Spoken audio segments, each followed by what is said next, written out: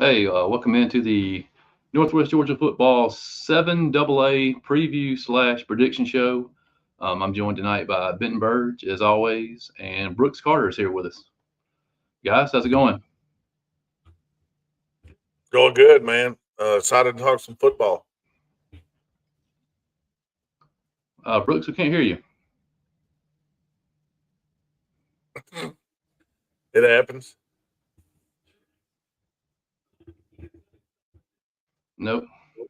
Yeah, we're going to run through the 7AA uh, slate, give you our predictions from 9 to 1. 9 team region this year, man. Huge. Um, I guess first, man, let's talk about our combine that we've been doing this past month, man. We were with Benton, Jake West from Team FYN. We've been running around testing some kids in the 40, three cone, broad jump. Been out Chattooga, Gordon Lee, Dade County. Went to Armurchie last week. Had a pretty good time. Got Billerica on tap this next week. Coaches, if you're watching and you want us to come out to your place and test some kids, takes about an hour. It's fun. The kids enjoy it.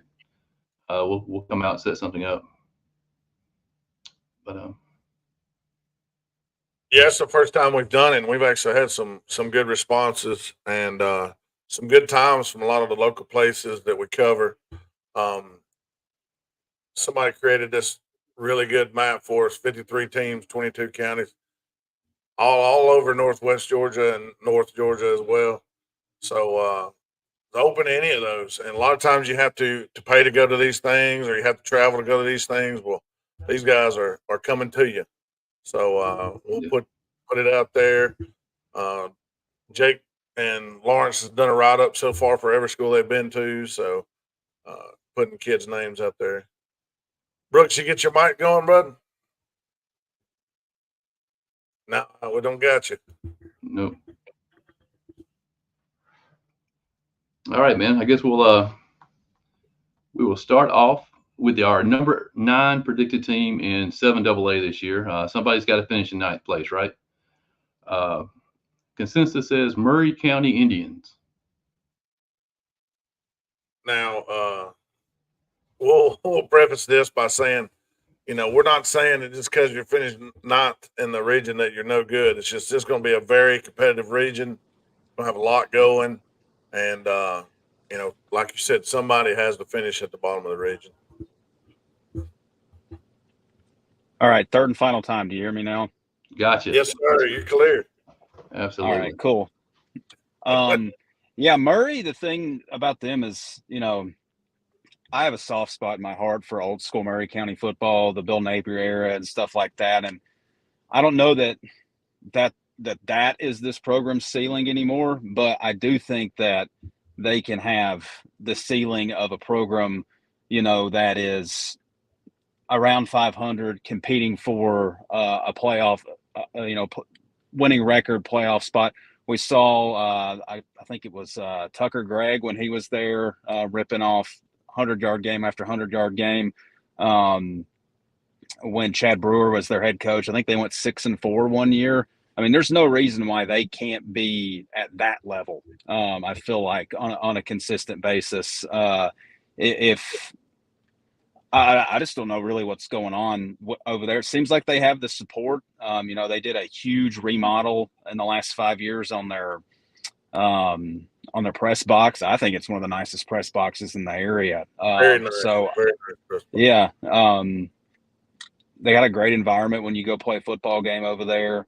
I don't really know what it's going to take for them to be able to kind of get this thing back on to what we've known Murray County football to be 20 years ago. Yeah, I Seems know. like over the past 20 years. Go ahead, Lawrence. Sorry. Good. Yeah, I know. Just on the field the last couple of years, they've seen like they've made some progress. They had 2 wins last year. You saw them come over to Somerville, man, and pull off a huge upset. Yeah, yeah. But when you look at this 2024 team on paper, man, they lose their leading passer, the leading rusher, and leading receiver from last season. So you have to assume this is a rebuilding year. It's kind of hard to say rebuilding when you were 2-8 last year, but I mean, I think maybe their best football is in front of them. I know a guy that has been doing well this offseason is wide receiver Nate Perry. He had over 100 yards received in the spring game.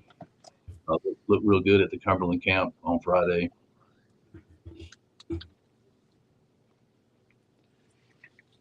Yeah, I know. What is this? Kurt Napier's third year there. So, I'll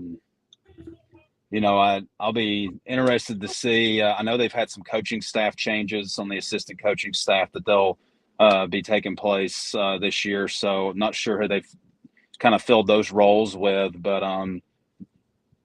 the right assistant coach who can come in and maybe get some fresh ideas sometimes can make all the difference. Them only winning 2 games last year is not always a direct reflection on the head coach. There's some things that can go on there. So you never know what some new coaches that are coming to the coaching staff can bring in some new philosophies, maybe get things going in the right direction, because we know how good the Napier name has been on the coaching front. His brother Matt's doing great things at LaGrange, and obviously we know where Billy is. So I would love to. Here's a comment that always comes up, man, when we talk Murray County, the debate, what's happened to the Murray County program. North Murray split hurt them. Lots of athletes go to North. Oh, yeah. I mean, I totally agree there. But the counterpoint to that was they had to have the school built because Murray at the time was all the way up in 5A and playing all these schools down in Atlanta, like Centennial and Roswell and all that stuff. Yeah, a lot of people jump ship. I heard them. All right, let's jump to our number 8 predicted team, LFO, 2-8 last year with wins over Murray County and Ridgeland. What do you guys think about the Warriors? Yeah, if I'm not mistaken, Lakeview is bringing back a lot of their production from last year off of a team that were in a lot of the games, even that they lost. I believe they were in a close one with Gordon Lee and maybe another close game against another pretty good opponent. So you would think this would be the year for them to step up and get a few more wins, maybe challenge for a playoff spot. Obviously, where we have them finishing isn't lending that we think that's going to happen, but I wouldn't be surprised if it did, is what I'm saying. I think historically speaking, Mac Bryan has been an excellent head coach when he was up in Tennessee at Ottawa High School. He had things rolling there for about 5 years, made the playoffs all 5 years. I sent this in our group chat earlier. He was 45-16 in 5 years. He's 4-16 in 2 years at LFO. I expect things to get a little bit better there. Darren O'Keefe, their starting quarterback, was I think second team all region last year behind second team all region behind the Adairsville and the Cola Creek quarterback in Region 6-3A. They kind of had them 1A, 1B on the first team. So Darren O'Keefe comes back. I think he's only a rising junior. So he started all 10 games for them last year. That's always a benefit. He's one of the only returning starting quarterbacks in the entire region. When you have that experience, I think that obviously bodes well. And he's got to be a little bit more consistent throwing the football. He ripped off, I think, about a 50-something yard touchdown pass against Cahola Creek when I was calling that game last year in the fourth quarter. And it was a dime, man. But he also threw a couple bad picks in the first half. So I think if he can be consistent, I think they got a shot to be in some games this year. Yeah, Keith comes back after throwing 1,500 yards last year. They're returning 1,000 yards in the backfield between Tragon Lewis and Tamorius Johnson, returning 700 yards of receiving. Jerry Mitchell, who's been an all-region player since his freshman year, a big, tall kid out at wide receiver. Carson Goff. I mean, they have the talent on offense. If they can just step up on defense, maybe get some stops and pull off some of these wins that they almost got last year. Like Benton was saying, they came 7 points away from upsetting Gordon Lee and Heritage at Heritage. So they can put it together, man. They could be the sleeper in 7AA this year for sure. Like I said, man, join us on Twitter, Facebook. Get your comments on. We'll put whatever you comment on here. Eric thinks LFO goes 3-7. Our number 7 predicted team. Cahola Creek Colts. We'll let Brooks talk about Cahola. Yeah, so I mean, I'll start off by kind of talking about their strongest, where they're strongest at. I think they're going to be really good up front. Their defensive line, they got 3 guys back with starting experience on the offensive line. They've got 3 guys back with starting experience. They had 4, but a guy actually had to medically retire who broke his ankle I think the 8th game of the season last year. It just wasn't progressing, but they're going to be really good up front, especially on the defensive line. When you think line for them, you think Chevy Joyce. He started 21 games. He's been invited to a Georgia prospect camp as only a sophomore last year. He has put on a substantial amount of weight. If you want to talk about a guy who looks good in pads, he looks the real deal. Jackson Lowry's back on the defensive line. He was all-region honorable mention last year. On the offensive line, you got a 2-year starter at center with Isaac McGill. He was all-region honorable mention last year. Replacing at quarterback, they'll have to do that for the 3rd year in a row. But you know what? The last 2 have been the offensive region player of the year with Case Kinnaman and Chase Ward. Waylon Belials will be that guy. And I think he's got a lot of promise and a lot of optimism. Probably the biggest question mark, I think, is running back. They have basically no production returning from the running back position this year. Both their leading rushers are gone, or all 3 of their leading rushers are gone from last year. So we'll see how that goes. I think Coach Carter's got some optimism and kind of be a running back by committee. But they got a lot of young, skilled guys, just inexperienced, skilled guys. Yeah, that's the one thing that stood out to me. Like I said, I looked at Max Preps doing the returning stuff. As Colts lose most of their offensive production from last year, but like you said, this is the 3rd year in a row they've had to replace a quarterback, and the last 2 were exceptional. Yeah. Yeah, I mean, Coach Carter was a quarterback, high school, college. That's kind of his thing. He's still, even as the head coach, he's still a quarterback coach. And I know they're anxious to get another shot at Northwest Whitfield to start off the year. I know they're anxious to head back over to Chattooga to try to redeem themselves from a tight game last year when we went over there and lost to y'all Benton. And region play is going to be tough though. I think we make the trip to North Cobb Christian down in the Atlanta metro area. Fortunate enough to get Rockmart and Union County at home this year, so we don't have all 3 of the long road trips all in the same year. All right, we'll jump to our number 6 predicted team, which is an odd spot for them here down at number 6, but the North Murray Mountaineers. Ben? Yeah, North Murray, I think the biggest thing we talked about is I know everybody's going to hate it, but I mean, losing the production that they did from Skylar Williams. I think we're going to find out what happens after that. I know one player doesn't make the team, and that's what they would tell you, and I guarantee it's what their head coach would tell you. But we're going to see what they can do, and they're going to be tested in this region. And what do we know? We say every year they liable to win the region. You never know. But anyway, right now I think 6 is a good spot for them. Yeah, I mean, quarterback is obviously a huge question there. I think on the show we did back before spring practice or before the spring games, Benton, I think they said that they're moving a receiver over to quarterback.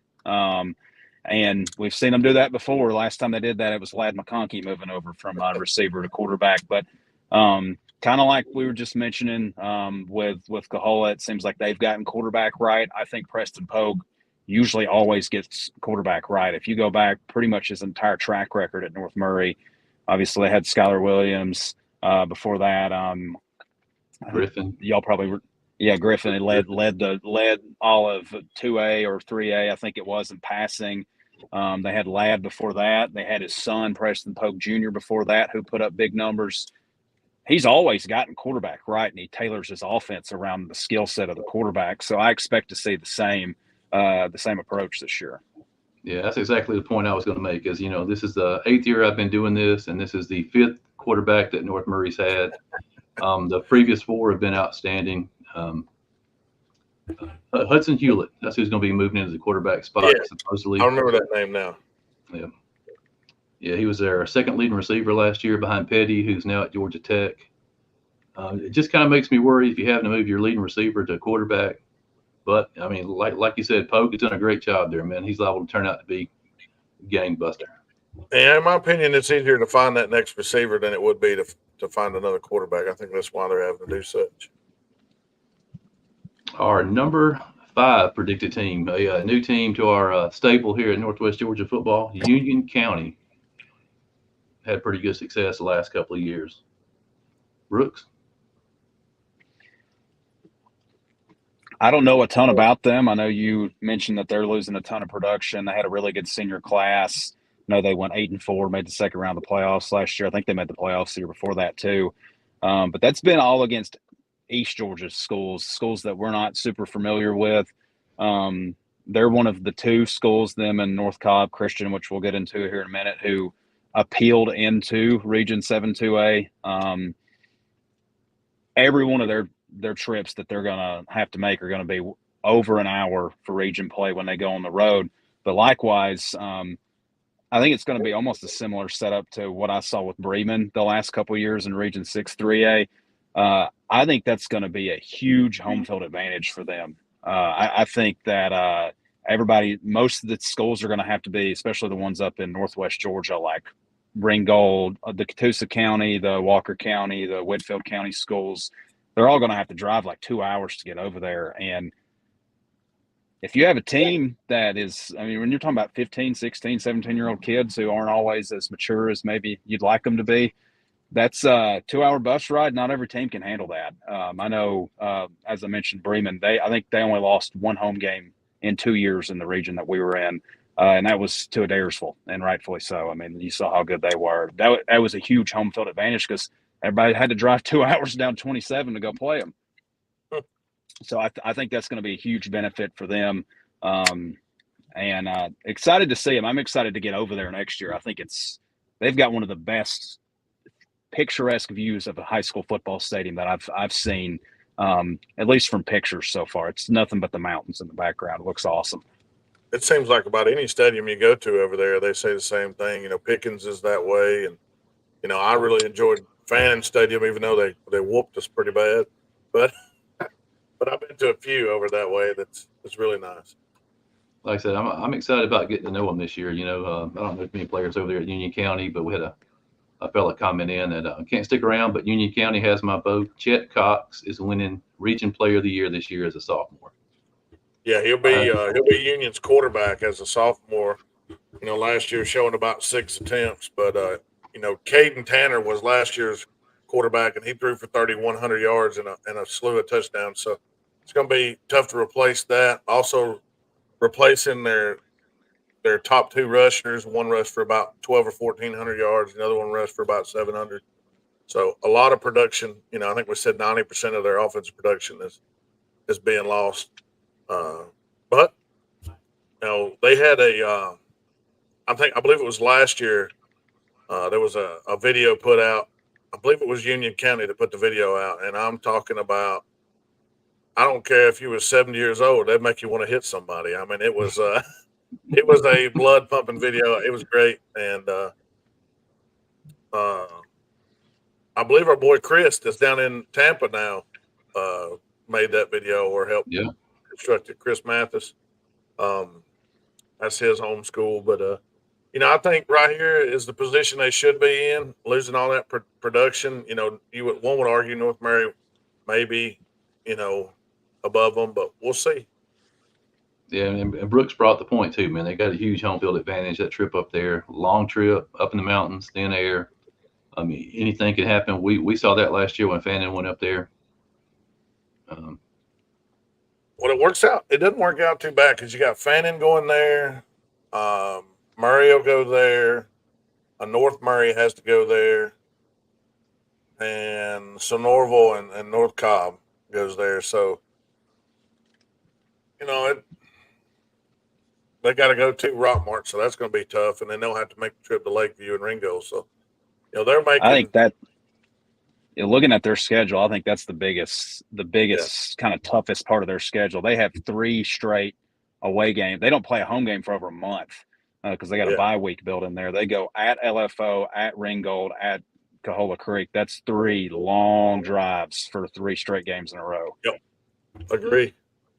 Back in the old days, we'd say these next 4 spots are your playoff spots, but with the power rankings, who the heck knows? Our stat guy, Scott Siegelman, he put it together today, and he says based on the Cal Prep rankings, 7AA might get as many as 6 teams into the playoffs, but who the heck knows once it starts playing out? Actually, it was actually 7 because if you 7? include the private school bracket, Yeah. it had the top 7 in. Yeah, but in the traditional format, your number 4 team, the Sonoraville Phoenix. Brooks? I think Sonoraville's interesting. I think they were in a really tough region the last couple of years up in 4A with Northwest Whitfield and Central and Heritage, and it was a tough league that they were in. They're another one of those schools that in the initial appeal process was able to move down from 3A out of that region that was going to have Northwest Whitfield and Adairsville and Calhoun and get into this league. And I think that's a huge bonus for them to be able to get down into this league. I think they're going to be a lot more competitive. We've got Coach Pate's other son now starting at quarterback. I think they've got doesn't every team in Gordon County have a really good tight end? I think they're one of them. So I think that don't sell them short on what their record looked like in 4A the last couple of years. I think moving down to 2A is going to allow them an opportunity to be a lot more competitive than they have the last couple of years. Yeah, I agree, and we're going to get a good chance, or I'm going to get a good chance to see Sonoraville in the fall scrimmage. Sonoraville will travel over to Summerville, so that'll be a great test for Ren Gable in his second year, and we'll get to see another one of the Pates. I think this will be the third one consecutive to play quarterback. There's been a Pate at quarterback for 10 years now, it seems. Yeah. You guys mentioned quarterback Chaz Pate. He'll be taking over this year, supposedly. Cameron Reynolds, the tight end, he's got offers from a couple of handfuls of schools to play tight end. There's a rising sophomore running back, Braxton McMahon, that only got 12 carries last year, but I saw his film, man, and I think he's going to be a heck of a player. Averaged 13 yards a carry on those 12 carries last year. And then Zy Gilbert, back on the defensive side of the ball, led the team last year with 8 tackles for loss. So I think they have a pretty solid core of players coming back. And we'll jump to the number 3 team in 7AA, Ringgold Tigers. Benton? Ringgold, man.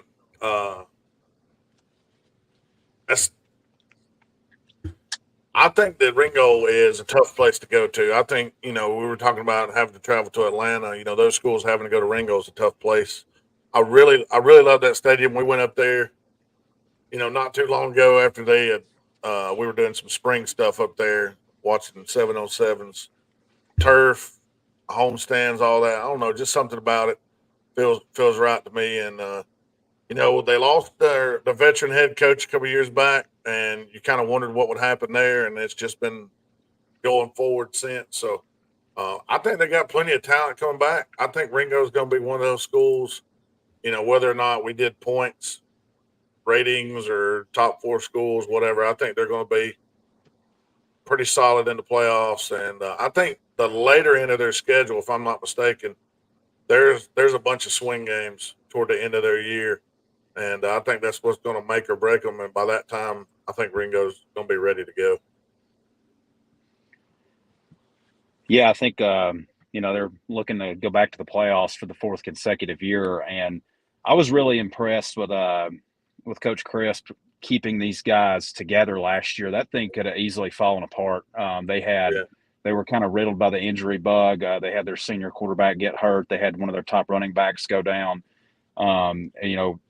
If you look to the first couple of games last year, I don't think any team they were as impressive as any team in the area. They go after beating Heritage, and then they upset Northwest Whitfield with that comeback victory. And I think I remember y'all guys talking about them on the show. Y'all were real high on them. And then they ran into a buzzsaw with Gilmer, who wound up being a lot better than anybody thought last year. But Yeah. they started out 3-4 last year. They lost 3 games in a row in the middle of the season with a bunch of injuries, and they closed out the year winning 3 in a row to get back to the playoffs for the 3rd straight year. So I think that was a great coaching job by a first-year head coach with Coach Crisp. I am curious what the quarterback's going to look like. I know that they had a receiver, Talley was his name, that wound up playing quarterback in relief last year, who moved over when the starter was hurt. I'm curious if it'll be him. He is a rising senior, or if they'll have kind of a guy who's kind of I don't know if they had a guy down on the JV that maybe they've groomed to be the successor at the quarterback position or not. So I'm curious what that's going to look like. And that's just another team that has kind of a new guy, so to speak, starting at quarterback, like I think about 6 or 7 of the 9 teams in the region do. Yeah, and if you go ahead. Go ahead. I was going to say, and if you're looking for a early season game to check out, that's going to be a slobber knocker. Ringo travels to Dade County. I believe it's week 1. That'll be a heck of a game there on August 16th. Yeah, it's hard for me not to cheer for the Ringo Tigers, man, because they have 2 of my favorite off the field personal favorites up there. Hayden Fries, tough kid, and kid looks like a fire hydrant, man. Just built like a brick wall. And then Bryce Hart at linebacker, he's put up over 100 tackles a year. The kid is 4.0 GPA. He's like a drama state champion, and he has 100 tackles at linebacker. There you go. Impressive, man. Absolutely. No drama jokes. Number 2 predicted team, man. This is a consensus at 1 and 2. Number 2, North Cobb Christian. Ben? You kind of wonder if the consensus at 2 is because of the unknown or because of the known. I say that because we know they do have a good bit of talent. They're going to throw the ball around, but also there's a lot we don't know about them, like how they're going to handle these 2-hour travel. How are they going to handle some of these new teams that they hadn't played before? Are they going to line up, try to pound them, run the clock? It's a lot of unknown as well with the known, but I think the talent they have versus what we've seen that, their schedule puts up against them, I think second place is going to be where they end up in the region. Obviously, it's a points thing, but power ranking, excuse me. But, we'll speak about the number 1 team, but I don't think nobody's going to be close to them. Just my opinion. Yeah, they've played a couple of local teams up here to extreme Northwest Georgia the last few years. They've started out with Christian Heritage and Ridgeland to open the year in 22 and 23, and they won both of those games both years. Obviously, I think they've been used to that travel to an extent. I think they've been in Christian Heritage's region prior to this, so they've played some teams up here, but it's kind of been a hodgepodge in those. Down in that private, kind of in that single A region where that's like half the teams are up here and half the teams are in Atlanta. So they've I think they maybe got accustomed to playing some of the teams up here. And I think that's why they wanted to be in this region. I think they think that they can have a lot of success up here. I think skill position wise, they're going to look more kind of like that Metro Atlanta area team. I guess my question would be, what are they going to look like up front? Can they stack up with kind of the big beefy boys you get up in kind of rural Northwest Georgia? They're going to have the athletes though. And I think that's going to have them competitive in most games. I think skill position wise, outside of Rockmart, they've got as good of skill position players as anyone in the region coming in this year. So I think that's going to win a lot of football games for them. Just get your athletes out on the perimeter, and it's going to cause problems for a lot of teams in this region. Yeah, the thing that jumps out to me, when I was looking at the roster is how young they are. They're returning a lot of players this year that put up big stats last year, but they're all rising sophomores. Ray Dixon, defensive line, I know he's got a handful of offers. He's the only pretty much senior starter on the team. Quarterback Teddy Jared threw for 2,100 yards last year. He's gotten offers from Georgia State and Wake Forest already before his sophomore season. a kid that I saw at Prep Red Zone Camp back in January, only his second year playing football, Turner Davis. He was out at Air Force this past weekend. Like Brooks said, man, they're loaded in the skill positions. I saw him against Woodlands in the spring game, and they gave up a lot of yards on the ground. And like I said, we'll see how they do against these Northwest Georgia boys this fall. And the consensus number 1 team, Rockmart Yellow Jackets. Does anybody come within 28 points of them this fall in 7AA? I mean, maybe. I mean, you don't ever know. They could show up just kind of not ready to play one night. So you literally never know with high school kids. I mean, I think, you know, Coach Parsons has got a really good thing going there. He's won 8 straight region championships, so it's a well-oiled machine. So I'm sure his kids are pretty mature and kind of expect to win and have that kind of aura about them that you see a lot of these successful programs that show up week to week. And even if they have a slow start, they're able to overcome it. I mean, they're one of those teams I feel like on the short list that's like that. Even if they, you know, go scoreless in the first 20 minutes of the game or give up like a pick 6 or something, they're going to rebound and they're going to recover from it. And I know, Lawrence, you're the one who told me about this, and when I actually was telling some of the Cahola Creek coaching staff about it, they were like, "Oh boy, we didn't want to hear that." The quarterback transfer from Darlington. So tell us a little bit about that guy. Yeah, Luke Parker, man, came over from Darlington this fall, rising senior. I saw him at a Prep Red Zone camp back in January. He won the MVP for the quarterback at the camp. Kid has an arm, a cannon. He has some legs. And, you know, Rockmart has a good history. Obviously, they've been to 2 state championships in the last 6 years. Great quarterback play, but Parker may be the best quarterback they've had there. I was going to say, I don't know if I've seen a guy at Rockmart that would just be a drop back, you know, be able to throw the ball. Now, they have had the ability to throw, but it's been, you know, off of a play action or a rollout. You know, a lot of times it's been very athletic quarterbacks.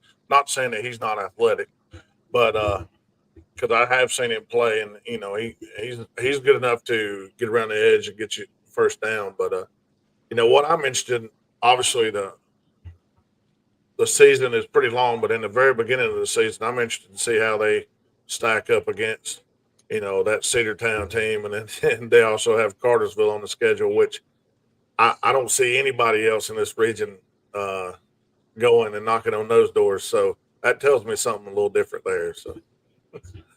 Yeah, it kind of makes you wonder if they did it for the power ranking or just for the challenge. You know, with the power ranking in effect, I mean, they absolutely have to have one of the top non-region schedules in 2A. So if they can win 7AA, and with Cartersville and Cedartown on their schedule, they are likely to get the number 1 seed going into the playoffs. And I mean, they're not dumb. Go ahead. I'm pumped to see their non-region, and they've been challenging themselves in the non-region for the last several years. They had a home and home with Dalton. They played the last couple of years. They're not scared of anybody, and you love seeing that out of like a kind of like a smaller AA school like that. I love that they are challenging themselves. I was going to say that they kind of remind me a little bit, if you'll date yourself 20 years, they kind of remind me of Hal Lamb and Calhoun as that early AA powerhouse down in 2A. Calhoun, I think, wound up winning like 19 straight region titles. Well, Rockmart's about halfway there, 8 in a row. Calhoun made a couple of state championship games before winning one. Knocked on the door several times. Rockmart's done the same thing. They kind of feel like they're on that same trajectory of what we saw from Calhoun back in the 2000s. Yeah, I mean, just going back a couple more years, looking at their schedule, this year's maybe easier because they had Cedartown, which was went to the state championship, I believe, that year, and then Cass, Dalton, and then they had that home and away with Irwin County, which has always been a power. So, I mean, good gracious. Well, all right, guys, that concludes our 7AA prediction preview show. We'll be back on here several times over the next month or so to break down all the regions in Northwest Georgia area. Brooks, thanks for joining us. Benton. Yeah. What do we have planned next? What do you know, or we'll just put it out there when we get. I it saw all- I saw someone request a 6 AAA show. I'm not sure who's in 6 AAA. Is that the Gilmer and I think there's Derek? 7 AAA, if I'm not is it 7 mistaken. AAA? Yeah, we'll probably have to 6. include a few of those in with the 6 AAA show. Yeah, I think if it's We can get that Pickens, on task for next time. we'll just do an all around Northwest Georgia AAA show. Yeah, yeah. Yeah, once the show ends, you can go back and rewatch the replay.